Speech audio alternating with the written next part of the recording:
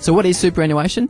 A few things to understand what it is and what it isn't, but it's a third pillar of the retirement funding. So in terms of funding our retirement, we can do that via our superannuation, which we're talking about tonight. We can do that via our own personal savings that we have in either our own names or other names, and we can do that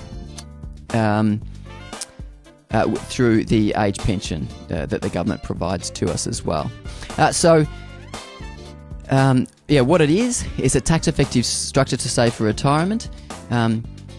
It's compulsory for those that are employed. If you're running your own business, it's a bit more discretionary, and it's a concern of the government that where people that run their own businesses aren't contributing enough to super.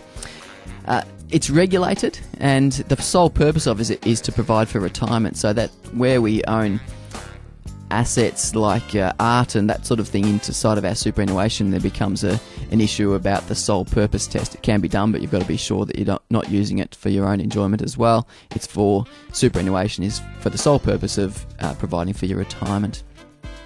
It's regularly modified, so the legislation of it changes often, and that is a risk. But you'll see down here that in the superannuation, what it's not is it's generally modified. It's not generally modified retrospectively. That is, changes happen off into the future that don't get changed into the backdated. Changes don't get backdated into the past, and that's one of the positive things about superannuation, even though there are many changes to it. It's used in conjunction with the age pension and personal savings to provide for retirement. And the crucial one here, if you take anything from this message on this slide, is it's your money.